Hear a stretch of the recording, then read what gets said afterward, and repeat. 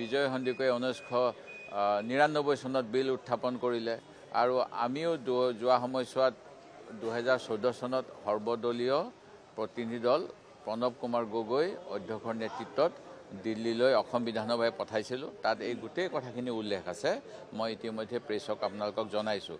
মাত্ৰ যোৱা 10 বছৰে এটা কোনো কাৰণ নোহোৱাকৈ এখন কেবিনেট কমিটি কৰি ইছ্যুটো দীঘলীয়া কৰি নিৰ্বাচনৰ প্ৰাক মুহূৰ্তত টোপ দিয়াৰ নিচিনা এটা ব্যৱস্থা কৰি এই জনজাতিসমূহক বঞ্চনা কৰা হৈছিল। আজি মই আশা কৰোঁ ডিচেম্বৰৰ শীতকালীন অধিৱেশনত যদি বিলখন আইনত পৰিণত হয় তেতিয়াহ'লে আশা আকাংক্ষা বহুখিনি পূৰণ হ'ব। হয়, নিশ্চয় আলোচনা হ'ব।